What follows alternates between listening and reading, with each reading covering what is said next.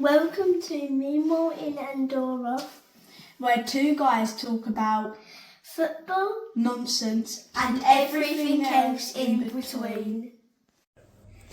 With your hosts, Travis and Ricky.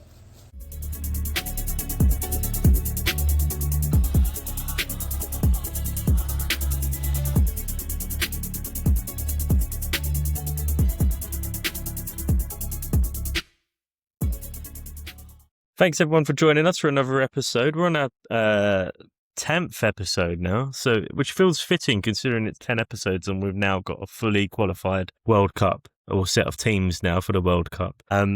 That's everyone. We had March Madness. It was mad. There was a lot that happened. And you know what? I noticed that just on the 10th episode thing, I did think, like, what could we say? I don't know. I did notice that earlier when I was writing my notes out as well. We're 10 episodes strong. Hopefully get up to a couple of hundred, and by that point have millions of listeners. But yeah, flown all over the world. Yeah, exactly. Once the World Cup happens, and we're a daily listen to all those people out there in America and stuff, that'd be great. But no, March Madness, as you say, is over. It came and gone. It was good. I thought it was quite entertaining. Yeah, there's enough there. It's quite sad that it's over actually. Now it's like the calm before the storm with the World Cup now, because it seems like we're in a bit of a lull. There's nothing else to happen. Yeah.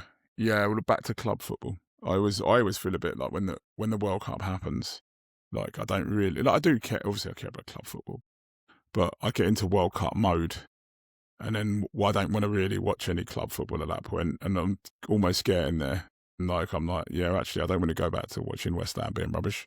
I'd rather just watch some international football now, playing thanks, which is why I've got, as you know, I've got England, Spain on in the background here, because I don't care about the Champions League. I'd rather watching Spain women. We're currently 1-0 up and hanging on, it looks like. 1-0 up as well. Oh, that's a good... Yeah. 3 minutes game in. By the sounds of it. 3 minutes in as well. Jesus. Who scored? Yeah. Did you see who scored? It wasn't him. No, do you know what? I turned it on, and then literally as I turned it on, I was 25. I didn't realise it started early. So it was, it's 25 minutes in because it started at 7. Was it Lauren Hemp? I can't remember. We got the Liverpool game on here and it's still 0-0. Akateke's just gone off injured. I don't know what else has gone on. I think someone cleared it off the line. I didn't see who. Right. But yeah, Liverpool funny as you cleared said. Off the line, I think it was Liverpool PSG cleared it off the line. It looked like. Right. Okay. Not long after Salah come on. But yeah, it's funny, isn't it? As you say, yeah, the stress of club football at the minute. I'd much rather international football to be watching elsewhere because the opposite ends of the table maybe. But yeah, it's club football's too stressful at the moment. Getting trolled by a Man City fan with a bottle. Do you remember the Adios Spaniard guy from 2014? Do you remember that guy? No. We'll find a picture of him for the listeners when we do the edit for this. But I was saying to my mate, that guy has got so much of his energy, that Man City guy. There was a guy, when Spain got knocked out in the group stages, and he's holding, like, it looks like a tablet, but I think it's actually like a blackboard. And he's written Adios España in a Brazil shirt. And he's in 2014. And that just gave me the same vibes as that man there. Did you see the interview with the bottle man? The bottle man afterwards. No, I didn't. I missed it. It's the most, to be fair to him, he's the most unassuming guy. He was like, look, I'm just out for a bit of banter.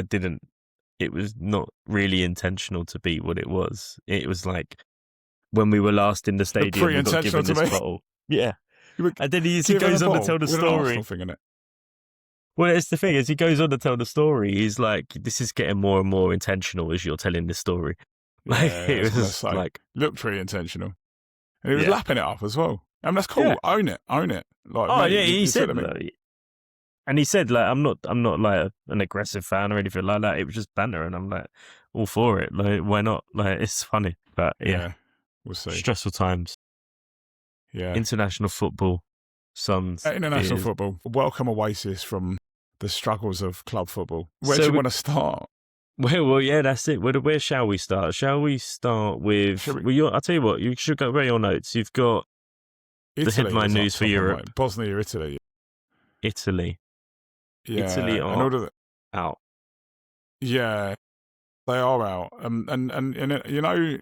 So I think I wrote in my notes, I always say this, the hot takes from Italy going out, like Italy are out, and yes, the Italian football's in a bad way, right? Like the whole Roberto Baggio thing. I remember when that happened, actually, when he wrote that recommendation and no one did anything about it. And they've got like a really weird, really racist old guy that like is head of the FA. And he once come out and said loads of things about black players and blah, blah, blah, blah. And so like there's a part of you that's a bit like, whatever, so be it, and if your thing. But the thing with Italy is that they're a bit unlucky as well. It's not just a case of like, oh, they, yes, it isn't great, but like you're talking about a side that won Euro 2020, which was 5 years ago, because it was obviously in 2021. They have qualified consistently for the European Championships. Yes, there are more teams in the European Championships, but they've been good in the Nations League as well. Like, they've not been done terribly in the Nations League. They've reached the final bits of it. Like, I think they've suffered a bit, like, to go through it. They played, the first time they didn't qualify for the World Cup, they were in a group with Spain, right? They did well. I think they beat Spain in Italy? I've got a feeling they either drew. I think they might have drawn with them in Italy, and then they lost 3-0 in Spain, and that's what put them in the playoffs. And then they lost to Sweden in the playoff, didn't qualify. Next time round, I can't remember who's in their group this time. Then the last time, they come second in their group. They lose to North Macedonia. Terrible, yes, definitely terrible. But like that's off the back of winning Euro 2020, where they played quite well, and I say played really well. And then this time round, like again. It's a little bit, they've been Englanded a little bit, because Norway have obviously had a bit of a golden generation. And the last time Norway had a bit of a golden generation, England famously didn't qualify for the World Cup because everybody didn't, kind of took them for granted. And they all came, they beat us in Norway, we drew at Wembley, and we were out. And it's like Italy have kind of fallen foul of that as well. Like, when you look at things like the fact that Sweden qualified having drawn 2 games and lost the rest, in the actual group. And then you've got like people like, obviously Bolivia didn't qualify, but even like some of the guys in South America, Brazil lost more games in the qualifiers than Italy did. So like you look at it like that and you go, well, yes, it is bad for them, and yes, they should be doing better than that, and yes, there definitely are problems that were masked by the fact that they won Euro 2020, and they never did really address things like not having great attacking players. They're not as good defensively as they should have been. I put in my notes as well, Bastoni's tackle, ridiculous tackle. Like, didn't need to make that, did he? Like, let him run through. Like, yeah, maybe he might even score, but like, then you're playing a game 11v11. So like, yeah, they're he had a lot to do before he made that tackle. It was like, that weren't needed. Because he was wide, wasn't he? It wasn't down through the middle. It wasn't completely through the middle. Just keep running down. Like, it's just show him out. But it was, I don't know, maybe nerves played a part on the night. Maybe. Of course.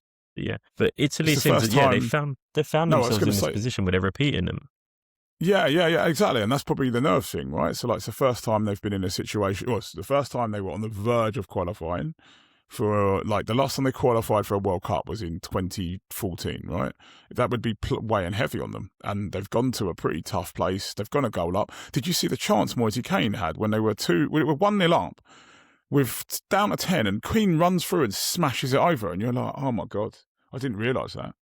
And like they could have, potentially gone 2 up in that game, but yeah, it just wasn't to be. And now there's still like I keep seeing adverts on Instagram saying to me, oh, they could still qualify because like, no one knows what's going to happen with Iran and all this. But yeah, it's a shame. I personally think it is a shame because you need, I think World Cup is rubbish when you don't have big teams there. So like, I think they're probably the biggest side that hasn't qualified. They definitely are the biggest side that hasn't qualified. But you've had like, World Cups without the likes of the Netherlands recently. I don't think they qualified in 2018. Uruguay have only just started getting their act together in the sort of like the last sort of like 10 years, where there was a bit in the noughties where they were a bit rubbish, and in the late 90s. So like, you kind of just, it happens every so often. It's a huge footballing nation, which adds to the pressure of why they should be there and everything else. But it's why you want them there as well, because they're not playing bad. Like when they play other like stronger teams in Europe, it's not like they're getting beat 4-5-0 every time. It's close games. Sometimes they're winning them still. No, so they do deserve to beat it. And if they were at the World Cup, they're probably just about getting through their group. They might get to the last 16. They could go on a little run if they got lucky. If they were at the World Cup, I'd back them to get to the quarterfinals. I think they'd get to a quarterfinal. Yeah. And that's when they'd meet probably someone probably too strong for them, maybe. I don't know. Like, you know, they weren't great against Switzerland in Euro 2024. But, like, you know, yeah, they'd get through a group. You know, that's what I mean. They're the sort of team that would get to a World Cup, scrape it, and end up in a bloody semi-final or something like that. Like, you know, they're good enough to do that. They've got good players. Well, it'll be Germany this year, wouldn't it? That's what would happen. Yeah. Germany could go on a little run in the end. Yeah, they're a funny one. You do wonder, like, you know, how good are Germany? It's really hard to know. Obviously, they had their little period, sort of like mid-noughties, where they were terrible, but still managed to qualify for stuff because it's Germany. But yeah, like, you know, I think everyone does it, really. Well, we haven't mentioned Bosnia. Yeah, I did think that. Got to give them some flowers, props, whatever you want to call it. I was saying, I have no idea who plays for Bosnia nowadays. You've got Edin Dzeko. Is he still there? Begovic. No idea. And I don't know. I'm just naming players from 20, or no, it's about 12 years ago that played for him. There's an American dude that he's American, but he's Bosnian. And he was there because I saw loads of videos where they were like interviewing him and that. And he was like, oh, that'd be a great opportunity for us to qualify, blah, blah, blah, blah. And he obviously did. So, like, yeah, I think there's that. But I know no one that plays for. Dusan Tadic, was he Bosnian? No, I don't think. I think it was Montenegrin. That's the problem. Yeah. So many people are like, no idea. Yeah, we're gonna do some research before the tournament starts, and we'll tell you who's good in Bosnian. Apologies, you Bosnians out there. And it's not their first World Cup. They've been there before. They've been in 2014. Yeah, 2014. And you go back to, you could probably say a lot of Bosnian players would have played under Yugoslavia as well. So I don't know enough about ethnicities of Yugoslav players, but I'd imagine there would have been some. But you would have imagined, given Yugoslavia, from what I see, tended to be made up of Croats and Serbians, but I could be wrong. But I think they made up a lot of the team, which is why Croatia obviously come out of that, the whole fragmentation of Yugoslavia, and were a lot, you know, were the strongest lot and finished third in the first World Cup they went into. I think they finished third, and then you've got like Serbia. So interestingly, France 98, Yugoslavia go to France 98 as Yugoslavia, didn't they? And then they went to, after that, then they start going as Serbia and Montenegro, and then they become Serbia, and then Montenegro splits and blah, blah, blah, blah, blah. But like, yeah, they've got a history. Like Yugoslavia, fourth in 1930. And did they get to the last four in 62 as well, potentially? I think, something like that. So, like, yeah, they've got a history of quarterfinal in 90. Yeah, exactly. Good side in 1990. And that's the side that basically, so that side in 1990 in the quarterfinals is the side that basically comes third in France 98. Lots of those players. So you've got Red Star Belgrade win the Champions League or the European Cup back then, and lots of the players then go on to play. Like, there's a Yugoslav side that wins the World Youth Cup around then everyone's like, oh, they're going to be really good. And then obviously the war happens. Denmark replaced them in Euro 92, win it, and this, that, and the other, which is a very good Danish side. And then there's like, I've always read loads of articles about like, what if the Yugoslav hadn't split up and what would they have done? And a large part of that was like the likes of, like, you know, the Boban and Prosnecki and all of those guys who were Croatian. But obviously there were loads of other people that would have complimented them that were Bosnian and blah, blah, blah. So like, yeah, they were a good side. Yeah, apparently they had quite a few Bosnian players in the 1990 squad. Did they? Yeah, they had quite a few. I think the most. Chuck a name in there. Safet Sušić. Sušić. Is that how you pronounce it? Sušić, Yeah, Sušić. It's probably the most notable one. They had a great run, and then other than that, their best run was in 74, where they won 9-0 over Zaire. Yeah, I know that, against Zaire, and then they got knocked out in the second round by Germany. Yeah. Right? Yeah, in the group with Germany, because they drew with Brazil and Scotland, and then beat Zaire 9-0, and then Germany, and it's like Germany, Poland, and someone else. Wait, don't say it. Germany, Poland, not Argentina. So the other side was Argentina, Sweden, Brazil, and the Netherlands. Germany, Poland. Go on, say it. Who did they go in the second round group with? Germany, Poland, and someone else. I'm just Sweden? trying to find it myself. Sweden. It might be Sweden. It's Germany, Poland, Sweden, I'm pretty certain. Let's see. Yeah, I think you're Go right. on. Sweden. This is what I'm saying, mate. You've got any challenges. Anyone that's to come in here and challenge me, I'm telling you. I know my second phase group matches. We've got a section on that later. Yeah. Anyway, let's move back to Bosnia. As I said, don't know much about them. What group have they gone into then? Bosnia Switzerland's group, isn't it? Switzerland. Yeah. Bosnia, Switzerland. Can't remember someone else. They are in a group with Canada, really? Switzerland, and Qatar. Jesus Christ, man! If Italy had gone through, they'd have probably won it. Yeah. Canada, Switzerland, and Qatar. Qatar are awful for what they were in the last World Cup. Unless they've all of a sudden had a golden generation in 4 years, they're rubbish. Canada are going to not be great. I'm sorry, I'm not having it. Canada are good. I don't care how many Alphonso Davies and whoever else plays for Canada. Is it Jonathan? Did Jonathan David play for Canada? Someone like that. I don't care. Yeah. But they ain't good no, enough. that is. So these It's a games straightforward are group. where are they? Yeah. In Canada, no. They're playing one game. Canada, they're playing in Toronto. Switzerland in California, Inglewood, and Qatar is in Seattle. So they go to Toronto and then they go to the West Coast for the other games. Oh, right. I was just about to ask you. You just answered my question. I was going to ask: are they all in the northwest of the continent? But is Toronto not in the northwest? Toronto, no, because it's right sort of above New York, sort of where the Niagara Falls is. Yeah. Okay. I don't know.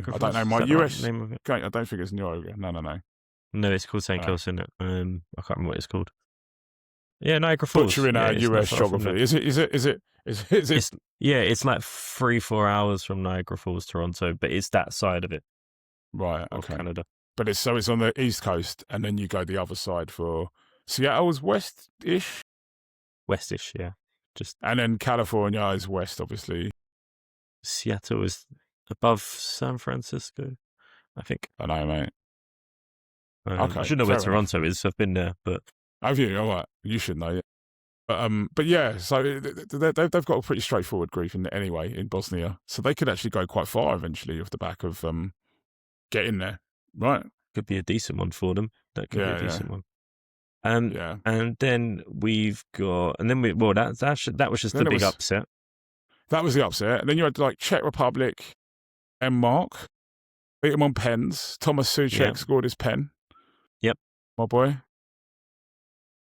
That game, I didn't watch it, but they were ahead twice, I think, the Czech Republic. And I remember both times being they were ahead against Denmark. I thought Denmark were better than that.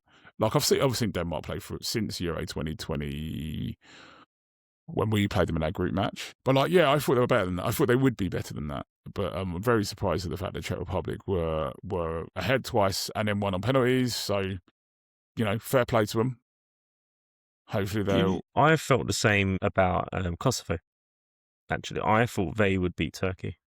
Did you? I just thought they would play a better game. I actually thought they would edge them out 2-0. I was thinking, but no, Turkey played well and held on for the one.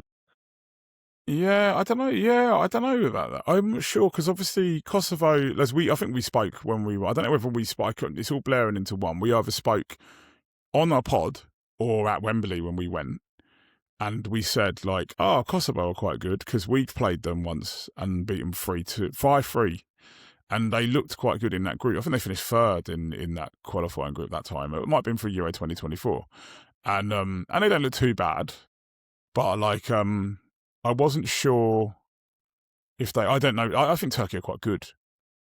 Good enough to. Spain beat them badly, but I think they're quite strong. You look at some of the players that are around. They've got some all right players. I know they didn't do amazingly at Euro 2024. But I'd be. Yeah, I wouldn't be surprised if they got out of their group. I don't know what group they're in, so I'm saying this, but I don't know what group they're in. Well, they're in Group A. They've got that's Czechia. That's who we skipped over. So Czechia are in a group with Mexico, South Africa, and Korea. Another one. Bloody hell! Come on, you gotta get out of that, surely. And I'm doing Korea probably a massive disservice. Haven't seen South Africa play for a very long time, so I don't know about them. Mexico are going to be quite decent. They're going to be at home. But, yeah, you just think, like, I don't know. I wouldn't necessarily think that would be too hard, especially 3 teams going out of the group. Well, and so the other one is probably a bit similar in that it's USA, Paraguay, Australia, and Turkey. The home, it's because they're seeded, isn't it? All of the hosts are always seeded. And they've basically just managed to avoid anyone half decent. So, like, yeah, they should get through. USA, what was that? USA, say that again? USA, Paraguay, and Australia. It was Paraguay. Australia. Jesus Christ, man. Turkey, surely you've got to get out of that, man. Surely you've got to get out of that group. Like, you've got to come top 3, innit? Like, it's not even that, yeah. You've got to. You expect Turkey to do well in that one, to be fair. Yeah, they've got to. Where are all the good teams at, man? I know. It makes you wonder, were Italy trying to play the long game with this? Exactly. Like, how the hell? Who's on the other side of the draw? There's just groups of death everywhere. So the other team, so we've done most of the teams. The other one was Sweden and Poland. Oh so again, God. Sweden come out scoring goals. Absolute shithousery, man. Sorry, I don't even know if we determined whether we swear on this pod or not, but like we have before. I think it's fine. Sweden, man, come on. Like I watched a few of their games in the UEFA qualifying, and I was like, are they doing this because they? And I didn't realize at the time. I didn't realize that they could go through the Europa League or the Europa League, the Nations League spot. I just thought they were just rubbish, and I was like, why are Sweden so bad all of a sudden? And then when they then got it, I was like, oh, is this because they just went, oh, well, we'll get a place anyway. Like once you lose or whatever, because I don't know who else in the group. Who else was in their group? There, it wasn't the Belgian one. No, who was in their group? Switzerland. A qualifying group. No. So I can't remember who's in their group. Were we in their group? No. We were Ukraine and that. So Ukraine comes second in us. Was it Switzerland? No, they had like. I remember watching them lose to like someone silly. Didn't they lose to the Faroe Islands? Switzerland, Kosovo, and Slovenia. Yes, and they lost to basically everyone. Yeah. They drew 2 games, as you say. So, yeah. And lost the rest. And I remember watching it and being like, why are they so bad? And I do think, like, were they just resting themselves for the playoffs? Because once you lose that first one and you're like, well, we're not going to come first, so we might as well just put all of our eggs into that playoff basket and come through the Nations Leagues. But I don't know. I don't know why they were so... We've done the math. Yeah. Well, they got there. They got there. So, I mean, they're taking a piss out of Italy, man. Like, they basically just downed tools and still got to the World Cup. Italy put everything into it. They've probably got the hardest group out of all the other qualifiers, to be fair. Out of those European ones, anyway. Go on, give me it. So it'll be interesting. So they've got the Netherlands, Japan, and Tunisia. Oh, yeah, that is probably the hardest one of the ones that came through those playoffs. They're the hardest one. Yeah, because we watched Japan beat England the other day, and they looked all right. The Netherlands obviously are the Netherlands. Funny team, but I'd imagine they'll be quite good. Then you've got, and obviously they were semi-finalists in Euro 2024, so they're, good enough. And then you've got what was that one? Netherlands, Japan, and Tunisia. Tunisia. Don't remember even watching any of their games in the Nations Cup. I don't remember them. I don't know anyone who's Tunisian. I don't remember watching them. Obviously, but can I just caveat? By the end of the summer, obviously, I would have watched all of these teams 3 times at least. But yeah, at this point in time, I don't really remember much about Tunisia. So you'd not to be disparaging of someone, but I think that Tunisia might be the weaker side in there. Did Tunisia go through the other? Did they class as Europe in the qualifiers? No. Did they? Africa. I'm trying to find.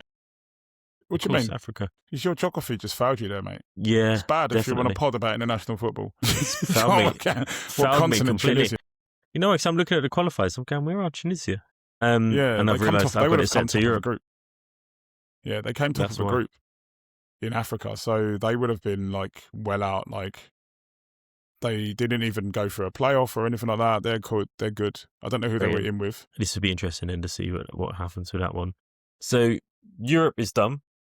We've got our qualifiers. We've got all of the European teams now.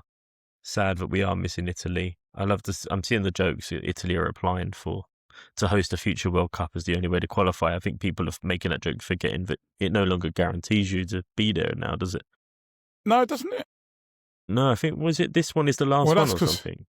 Isn't that because they've got like 20 hosts for the next one though, like or something? Yeah. Like that's Aye, the reason maybe. why. So stupid. They've got it's got 5 hosts. The next one, That's 2030. ridiculous. It's like Argentina, Uruguay, Morocco, Spain, Portugal. And it's That's just like, ridiculous. why have you done that, man? Like, it's so gimmicky, man. I'm like, just keep it as it is.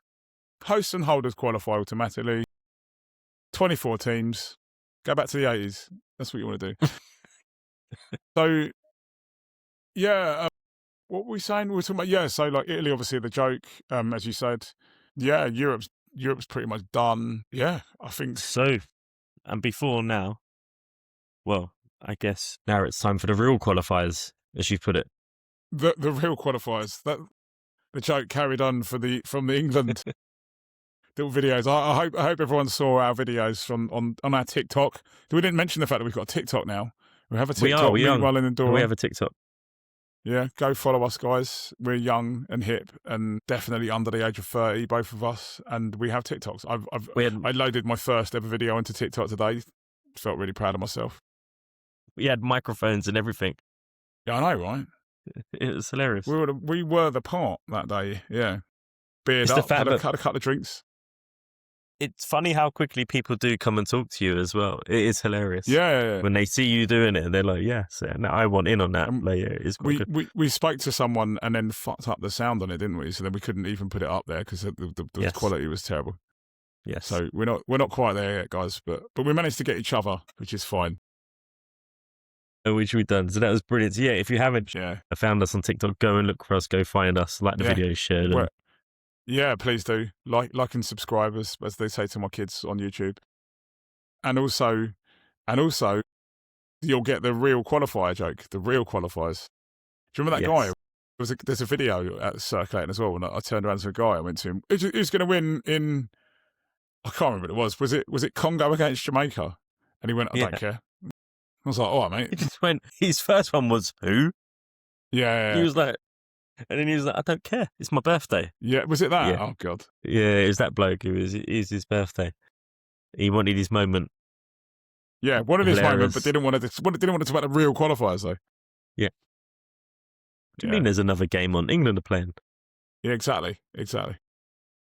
That was a perfect phrase for your old blog. My blog, but England aren't even playing. Yeah. Yeah, what are you on Which about? is all about that. It's still around. If you ever want to go and have a look. Still a thing.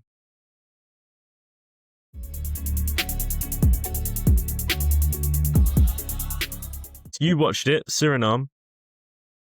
Yeah, the first Bolivia? one, Suriname against Bolivia. So I did watch that. I watched the whole game live because I'm mental, and I was like, right, come on, put it on at 10 o'clock on like I think it was Tuesday night, and then watched the first half downstairs, and then was like, I'm actually quite tired, and I have to be up at 5:45 in the morning for work. So then I basically got my phone, got it up on my phone, and then went to bed with my phone next to me.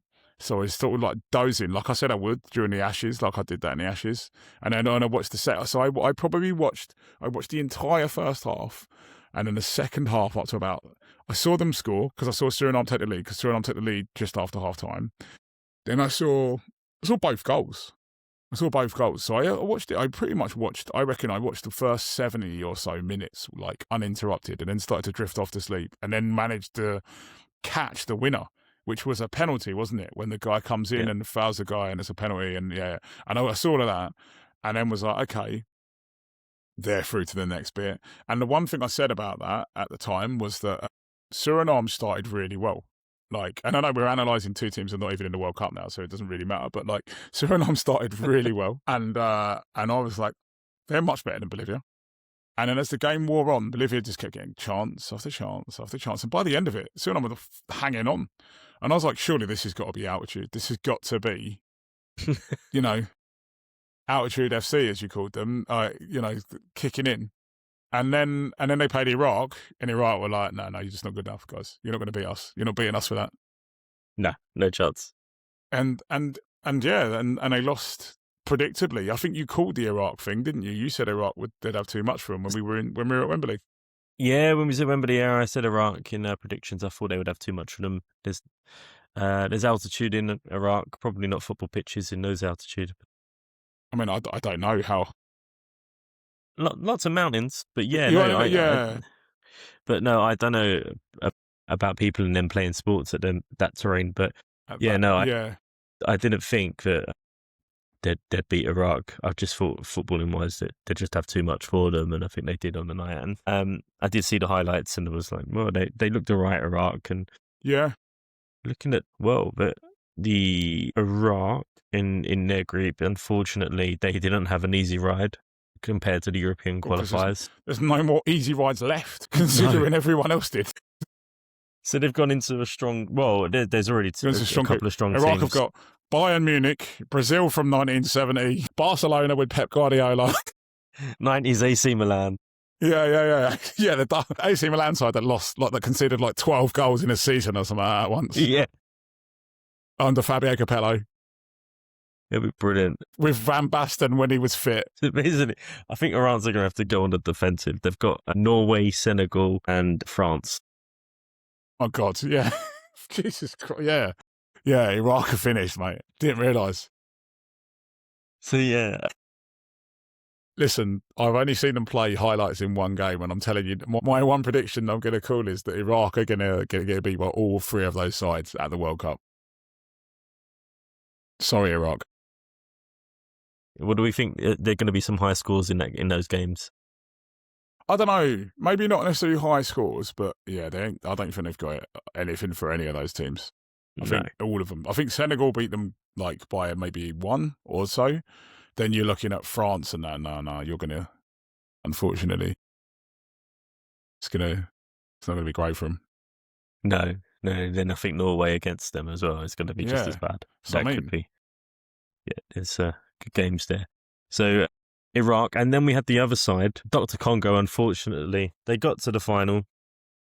Yeah, well, that's fortunate. They made it I wanted them to get there. I wanted them to get there, but didn't want them to. I kind of wanted them and didn't want them to get there because obviously you wanted New Caledonia to go there and go into that group. What you really wanted, New Caledonia in that group. Well, obviously they were never going to get in the group because they weren't drawn in there. But if they were in the group with that one we just said with Norway, France, and Senegal, our dream of getting 15 World Cup would be on.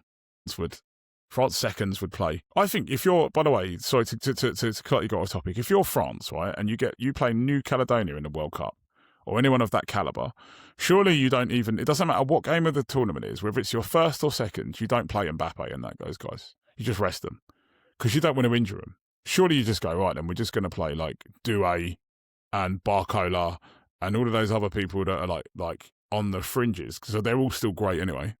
And you beat them and maybe bring Mbappe on for the last 10 just to make sure he doesn't get injured. Because what killed them at Euro 2024 was Mbappe breaking his nose in that game against Austria, I think it was. Yeah. And if he doesn't do that, I think they're pushing Spain in that semi. I think people forget about that. It's reading. I think it's right, especially now we're given how many games these top players play at their clubs. Yeah. In this season. Whereas before, I think. When you didn't play as many games, you kind of need them to grow into the tournament the bits you want them playing. If they get 2-3 goals, then great, rather than risk them. Whereas I think now, I was reading saying the other day, they were the optimum amount of games you can get the most out of a top player is 60 games a season. Whereas some of these players now are coming to the World Cup having played 68, 70 games. Wow. So it's if you can rest him, you're going to rest him because you're already going to have players. I think I was reading about Declan Rice and how many games he could play by the time England come out of the World Cup. I think it would be 68th or 69th game of the season if Arsenal got to the Champions League final. So you're wow, that's ridiculous. Yeah. I think nowadays, I think before I would have previously been on maybe let them grow into the tournament, get a few games, get the sense of the layout. But now I think you need to use the squad, don't you? For those especially games. if you, like I said, especially if you've got a team that you think we should comfortably beat these guys. Surely you do that. I mean, yeah. We're speaking completely hypothetically because New Caledonia couldn't get past Jamaica as we predicted, but only 1-0, which is mad in itself. I thought that's That was a telltale sign for Jamaica's chances of getting there. If you can't beat New Caledonia by like 4, I'm not sure you're ready for a World Cup. And Dr. Congo weren't letting it go. Yeah. They took advantage of that opportunity. Yeah, I mean, they only just about beat Jamaica. They wasn't like a slaughtering either. Like it just goes to show, like we talk about international football and like, you know, even with like everyone in international football, there's with the deficiencies that you have in teams because they have a certain pool of players they can pick from. No international team is probably as complete as a club side. Obviously, the fact that they don't play all the time together as well, and as a result, you get really close games like that, which shock you a little bit. So, yeah, like very surprised that they only beat them 1-0. Was it? It was 1-0, wasn't it? Yeah, 1-0. Yeah, it was 1-0. 1-0. It was the Bolivia game was 2-1. Yeah, so like interestingly. Yeah, just very surprised to see that, really. Like, I thought they might get a couple more, but it doesn't matter. I'd absolutely love to know what happened to Wan-Bissaka while he was out there, because he doesn't seem to have touched the pitch since he got back from West Ham. I'm like, what did you do to him? Has anyone said what it was? Or I don't know. I've seen him in training. My boy watches all the training videos and that on YouTube, and I've seen him there. So it's not like he's not training. I don't know. Maybe it's tactical, but like I thought he was our first choice right back, and ever since that game, and I know there was some sort of weird. I don't really follow it, but Nuno and the FA from Dr. Congo got into some sort of thing about him being called up, and I don't really understand, but I don't get what happened. But yeah, so I don't even know if he played, but he's not played since for us anyway. Which anyway, hopefully he'll have a good World Cup. Hopefully we'll stay up and he'll have a great World Cup, and yeah. Hopefully what will actually happen is that they'll find that everybody was doping and New Caledonia have to be put into the competition, because Jamaica were doping and so were Dr. Congo, and then they put them in, and then we get our 15. This scenario is brilliant. Yeah. Jamaica were doping too, so they can't get in. They were doping. You know what? Let's just put them in the final with France. Everyone's doping. New Caledonia, France for the World Cup, and say that France have to score 10 to win it. Maybe the winners of the World Cup should go on a little tour and they have to play like certain countries and different regions. Like boxing, where you just got to defend the belt against anyone. Any old bum. Yeah, that'd be hilarious. But their group is one of the least exciting groups. So it's Portugal, Uzbekistan and Colombia. Yeah, interesting one. Colombia, funny one. I watched the Colombia. I watched Colombia in the break. Couple of games. Did they play Croatia and someone? I can't remember. Did they play Croatia? And James got an assist. I'm pretty certain they played Croatia, and I watched it because they did like a weird tour of America, didn't they, or something like that? And they Oh, okay. Yeah. And they played. I watched at least one of their games in the break, and I can't remember who it was against now because I watched that much football. But I saw James get an assist against someone, and then they made him. Oh, that's when the guy missed the open goal as well. Did you see that? I saw someone miss an open goal. I couldn't tell you. Judging from your reaction, I'm not sure he did. It might have been the guy from Liverpool. That was at Liverpool.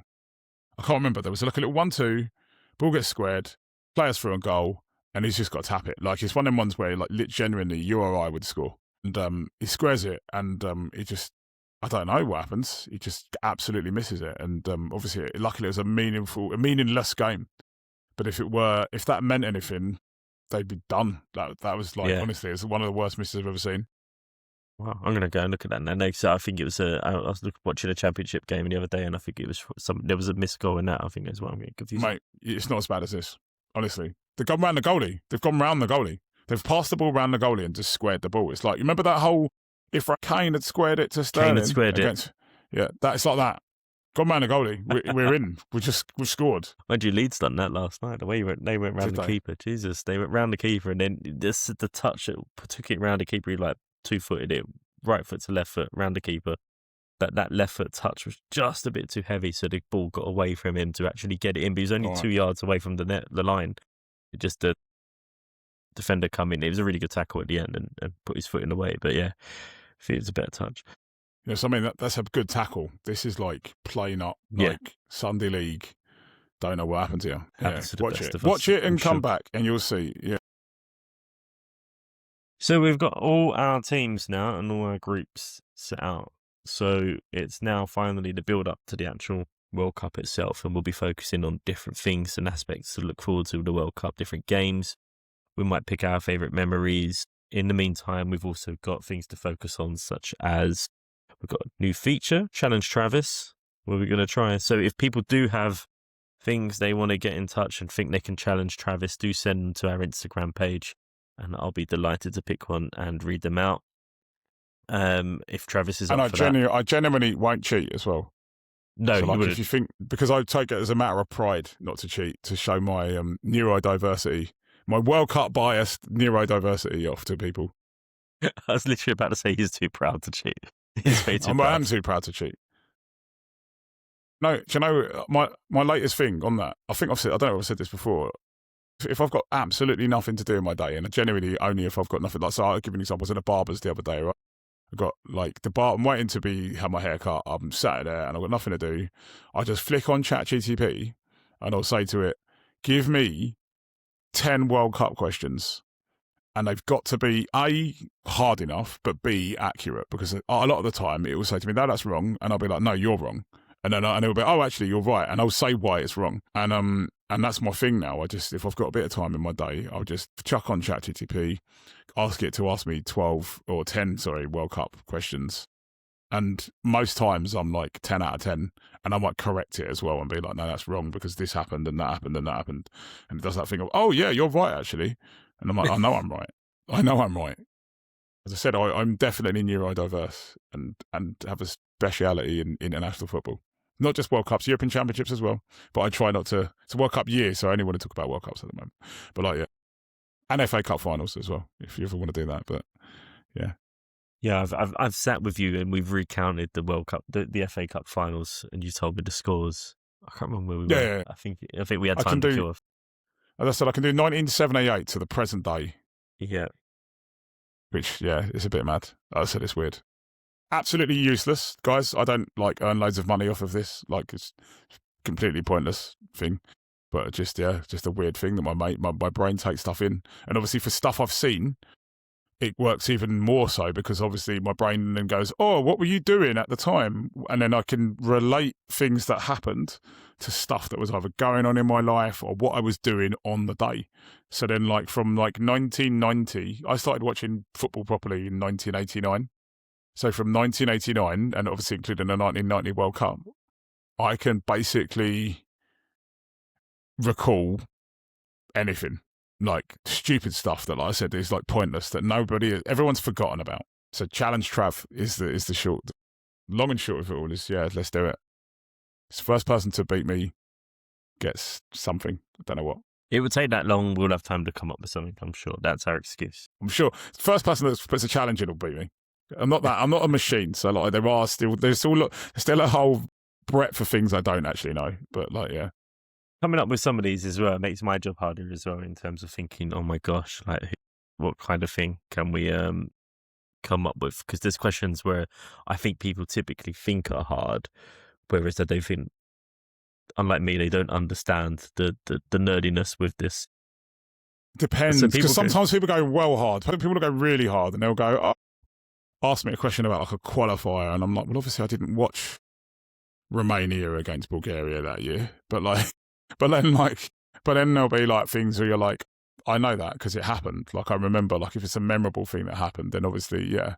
So it's really hard. It's really hard to gauge it, which is the thing about ChatGPT. Like sometimes you ask it a question and it will be like, it'll go, who won the 1994 World Cup? And you're like, that's rubbish.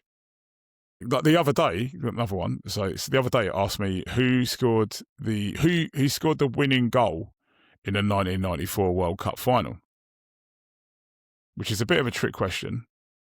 And I said to it, Dunga. The winning goal, right? Because Dunga scored the last penalty in that shootout. Yeah.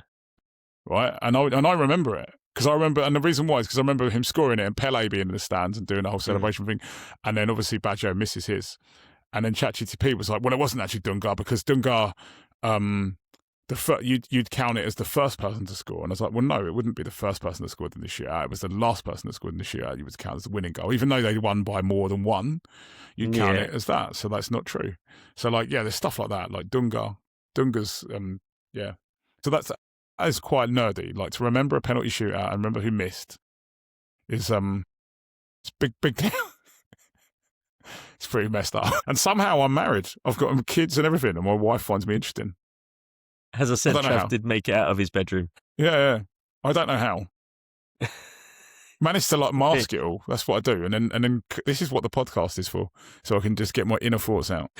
This is a medium for that. I love that. Yeah. There was once, obviously I was trying to think of things that were nuanced, and I was focusing on a particular year, and I got a few that I think, this is more not to challenge you, I think it's for me, I think you get them, but I think it's more setting the bar for other people to send in challenges so that they understand what we're dealing with. Currently shitting myself with Richie's intro there, by the way. 1934. No, I want to be that bad. So which nation and who was it scored the very first golden goal in World Cup history? Oh, I know that. That's Laurent Blanc for France against Paraguay in that round of 16 game. Yeah, exactly. Again, okay, fine. Well, that I think is the kind of thing people think, oh, there was only ever one golden goal tournament that had golden goals in it, but there was loads of golden goals. There were two. 2002 had golden goals. The golden goals. I can tell you who they were as well. And do you remember, same World Cup then, who was the only player to score a hat-trick at that World Cup? Stuart. Yeah. Was it Batistuta or Suker? Batistuta was in my shirt. Japan or Jamaica? Japan. Or was it Jamaica? I think it was Jamaica in the groups. First game. Yeah. First game. Right, in the groups. Yeah. Yeah, I remember. And then I did have an evil one down, but I thought that was too evil. Go on. Try me, though. You want it? Yeah, go on. I might as well. It was quite ridiculous. Where is it? Where did I write it? Who assisted Suker's goal against Germany in the quarter-final of 1998? I know they beat him 3-0. I remember Robert Yarni scoring. I don't really remember Suker. I'm just going to literally guess, and this is a complete guess, don't know. Boban. No. Don't know. Robert Przesnicki. That was the other guess I would have gone for, you know. I'm not just saying that, because obviously they're the two thought you were going to say it. Really brave. Yeah, I know. You nearly did. Portsmouth, no way he's going to say it. Portsmouth, he ended up having Portsmouth, didn't it? Yeah. But no, I just, that would have been a complete guess, because, like, I don't know who set him up, but, like, I remember they beat Germany 3-0 in the quarterfinals, and Robert Yarni gets the last one. He was also, you mentioned, he was one of the Red Star players as well, wasn't he? When they won the European Cup. Yeah. He was obviously very, very young then. But yeah, they have like they had a whole generation of players that came through, won the European Cup with Red Star Belgrade, like won the Youth Cup. And then like on the cusp of being like this team all coming together, and there was talk of them being really good in Euro 92 and in USA 94, and then obviously the war happens and they all get separated, and you get one that obviously comes third in a World Cup, so they were good. But then, like, you know, you're like, oh, if you teamed up Dragan Stojkovic and all these other players, like, you know, Mihailovic, the left back, the guy for Sampdoria that scored like the free kicks in that, Sinisa Mihailovic, and all these other people, you know, would that team have been like, you know, the one team, you know, the team to go and do it maybe, or get to a final maybe. You'll never know. And 1990, they weren't bad. They get knocked out by Argentina on penalties in 1990. That's where Goycochea has a really good game. So, as in, like, good saves in the shootout. He saves two. I think Maradona misses his penalty in that shootout, and then Goycochea saves two. And they beat Spain in a round of 16, who were all right. And then they play, in their group, they play Germany, got beat 4-0, but Germany obviously go on and win it. And like everyone's like, actually, you're quite good. Then they play, they would have played Colombia next. They play Colombia, and I think they beat them. Yes, they must have beaten them. They beat Colombia, and then they played the UAE last, and then they beat the UAE. And the reason why is because obviously, and I've got my Freddie Rincon. It hasn't got Rincon on the back, but my other top, you notice I've got my Spain 1994 away kit that my wife went to me. What's that? She's like, what's that? Looks like a cricket top. Looks rubbish. I was like, this is. Luis Enrique getting elbowed in the face by Tassotti in the quarterfinal. Thank you. Can I just say, totally different reaction to the one I had when you joined tonight, and I was like, oh wow, Yeah. where did you get that? Yeah. But I've got a Freddie, not Freddie Rincon, but the top so Colombia, and this isn't about Colombia, we're talking about Yugoslavia, but Colombia famously equalised in the last minute against Germany, and they think it does send them through, but actually they would have gone through anyway as a best third, and they go through as a best third anyway, but it would have sent them through anyway. And they equalised, and Freddie Rincon scored a goal, and they're wearing this red Adidas top with like the yellow and blue things on it. It's lovely top. I just bought one. I bought one off of one of those retro kit type places the other day. Yugoslavia are in that group, is my point. I think you've shown how the bar is set higher anyway. So guys, if you've listened to that, you need to understand what we're aiming for here. We should ask you a challenging question. Let me ask you a question. Should ask you, it's not just about me. Let's ask you one. Right, so come on. Name me 2 England goal scorers in the 2018 World Cup. 2018 World Cup. Is that the Iceland affair? No, that's 2016 European Championships. 2016 European Championships. 2018 World Cup. I'm trying to think where I was. Do you want me to help you by telling you? Yeah, do you want me to help you by telling you who we played? Because I remember one was the free kick. I remember was it Sweden? Was it Kieran Trippier? Was it? No, that's you're thinking of the semi-final. But yes, Kieran Trippier is one. Kieran Trippier is in the one of them. semi-final against Croatia. Semi-final, and I remember that goal. And I can't remember who scored the free kick. Trippier scores a free kick in that semi-final. Literally early in the game. Early in the game, he gets a free kick. I mean, there's a really obvious one. Kane. Yeah. I mean, he gets a hat-trick against Panama. Jesse Lingard gets ones against Panama as well, and then someone else scores. I can't remember who was the third one. We beat Panama 5-0 or 6-0, can't remember. Lingard scores. And then we beat Tunisia 2-1. I always remember, see, this is the thing, like my weird brain, right? Beat Tunisia 2-1, and I remember it because I missed the Tunisian equaliser because my twins were born like 2 or 3 days before that World Cup started, and I was out in the bin store in my thing changing a dirty nappy. I'd basically put it in a bin, put it in the bin in a nappy bin, and I could hear inside that something had happened, and was like, fuck's sake, and went inside, and Tunisia had equalised, and then Kane scored again or whatever, and we won. But yeah, there you go. I remember that I was very drunk that whole World Cup. I do remember that because it was we often talk about it. Me and my wife. It was the year we got married. Yes, it was. Wedding was 7 days after your twins were born, and it was that we just remembered. It was like a continuation of the wedding. Every time England were playing, it was with similar people. We were with similar people watching it, just having. And obviously, we got to the semis as well, didn't we? Yeah, we had a great run. Yeah, and it was great. And you remember it was a great year for the summer as well that year as well. So that summer was quite warm. Yeah, it was very warm. Yeah, it wasn't even quite warm. It was the most consecutive days of 30 degrees. That's the thing. Do you know what that reminds me of? Quarterfinals against Denmark. Quarterfinals where Harry Maguire. You know that meme where Harry Maguire's on the thing? Yeah, that's from that. That's from that game. Yeah. Because I remember that. My son Jesse, the Trav Mark II, basically he was obviously a newborn baby, and a month old. He got taken to hospital, really sick, like suspected, like about to get sepsis.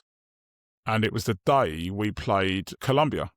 So I missed the England-Colombia game because he was obviously in hospital and I was watching that. Yeah. Watching him, sorry, not watching the game. God, NSPCC are going to come down, get raided. So I was at the hospital. I missed the England-Colombia, our first ever penalty shootout win. Jerry Mina scored for Colombia, equalised. Yep. He spends the whole week in hospital, and I'm to and from the hospital, and he's really sick, like really, really, like really sick. And luckily he's all right now. And then he comes out the day we played the quarterfinal against Denmark, right? But that game, it was because it was so hot that summer. We bought these fans on the day. We were like, right, we're getting he's coming out of hospital. I'm gonna buy these fans for the house because it's unbearable how hot it is in our house. And I just always tie us winning the quarterfinal with buying the fans, him coming out of hospital. That's how my brain works. This is a very different circumstance to mine. I remember the reason why Sweden sticks in my head because I remember the Saturday. I remember it being hot, and we were at Was it Holly's Sweden? I parents'. can't remember who it was. Because I know Sweden played Denmark in the round of 16. Was it? I can't remember which one of them gets through. Was it Sweden we beat then? 3-0. We beat Sweden 2-0. And yeah, it was. Let me see. We're both scrambling around now. England, Sweden, Yes. 2018. Highlights. What's the score? 2-0. Was it 2? Oh, there you go. See, look, challenge Trav. I don't fucking remember the score, mate. Harry Maguire and Dele Alli. Dele Alli. Bloody hell. Jesus. Blast from the past. Yeah, that was. Dele Alli. I just remember us being so bad. We were recreating the dentist chair meme. Lovely. Or like Lovely. moment in the garden with bottles of champagne, and it was As you do. It was as you do. But you were a newlywed. Just remember that, guys. He doesn't just have champagne lying around his house. He just got married. I had just got married and pre-kids as well. So Yeah, exactly. The NSPCC are not coming to your house either. Could get raided, both of us. A sting. dentist chair. Travis was on the floor with the dentist. I was at home No, with my kids. you was at home. No, Yeah. no, I do remember that. And yeah, so it's funny you talk about the shirts actually, because I was thinking this is when I've looked at retro shirts and stuff like that, I've always had a thing. I've always struggled to get international ones in the sense of it always feels not like superstitious, but I've always had a thing of, is that crossing the line? Do I do it with international? But then I was like, surely that's more a thing for club football. I've always found it easier to have club ones. Oh no, than international ones. I would never wear, as no sane person would ever do. I'd never wear another Premier League team shirt. Yeah. I remember obviously I like Everton, as you know, but I still never wear an Everton shirt. And long story behind that. I would definitely wear an international shirt of anyone. I've got about 3 France tops. I had the Italy top that they won the World Cup in 2006 and then Euro 96 top as well. I've got a couple of England ones, obviously. I've got England's away from 2006 and they're away from 2012. And I had an England away kit from like 1991 or something, like mad red one, and I've lost it somewhere. I don't know where. Got a load of France ones. I've got a Brazil Ronaldo top, which was made by Nike. It isn't a top, but it's like a top for 2002. I might wear that next time, but it's falling apart. I'm absolutely gutted. It's falling apart. I love it. What else have we got? I've got so many. I'm like, yeah. There's a few international kits. I don't mind. I don't feel like it's cheating. It's not cheating on your team when you've got an international kit. I think it's more the Like you said, I couldn't do the Premier League. Yeah, I think it's fine. Yeah, League, so I think that's fine, that's like obviously. that's odd behaviour. Like that's the sort of thing you'd do. Like you'd be like, what sort of fan are you? Yeah, Like even like I've seen a couple of like stags and that. Like you know our mate Dan, who's a massive Spurs fan, and in his stag he wore an Arsenal shirt. They made him wear an Arsenal shirt, and I'm like, I would be that stag that was like, oh, he's a really bad sport because he wouldn't wear that shirt. But I'm not wearing a bloody Arsenal shirt or whatever, or a Spurs shirt or whatever, like or Millwall or whatever. Not doing it. I think it's one of those things that's been, when you're arranging a stag, it's been suggested to me a few times for other people, and I've been like, it's the one thing I'd be like, you can't do it. I'm like, I wouldn't do it. I'd be the same. You just reminded me of this great story for you. Yeah, years ago. I used to work I think I've said this before, I used to work at the Foreign Office. You know I know this, but this is for everybody else on the pod. I used to work at the Foreign Office, and you mix with people that obviously aren't a typical working class, maybe watch as much football as I do, definitely, and other people. And I had a guy there, and he was in our team. And by the way, I was a contractor at the Foreign Office. I worked for a company that contracted there, and I had another guy in our company that was working there, and he was leaving. Right, and he was from Sheffield, and he was leaving the Foreign Office, and and I never forget this. And he was a keen cyclist, like really like one of the sort of guys that goes out and does like 100 miles on the weekend, and you're like, all right, yeah.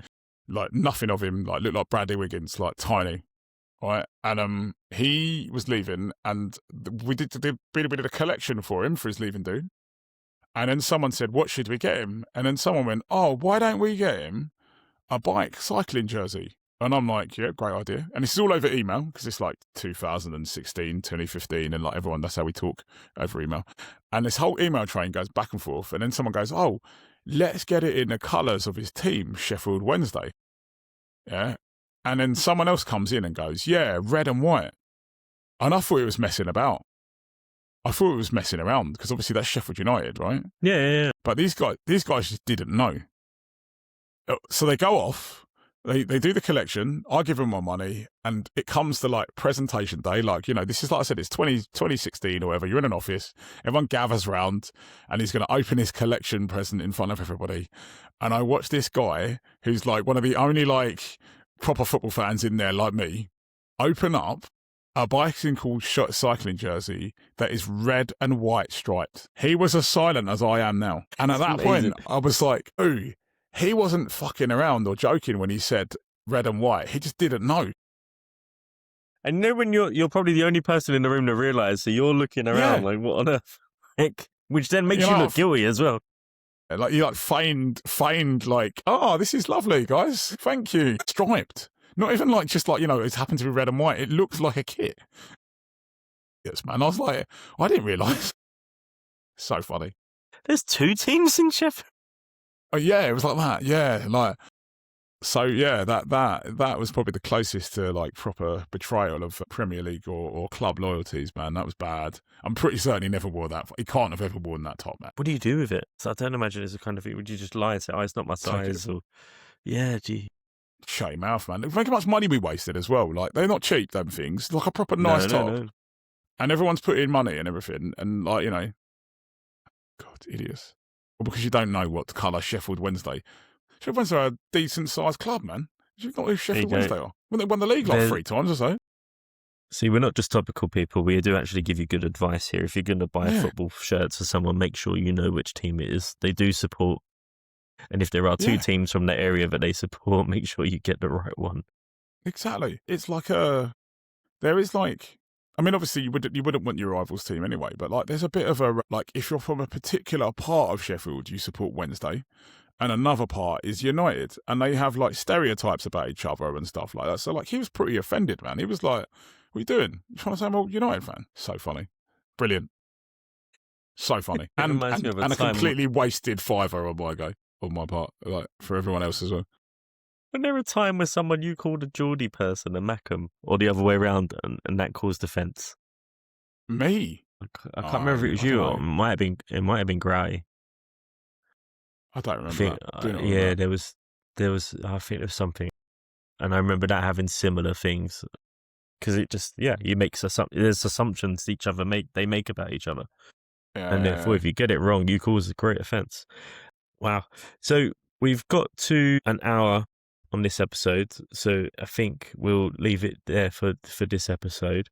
Next time we're going to come back for more World Cup trivia, and also build up now to the World Cup itself. Yeah. What can we look out for?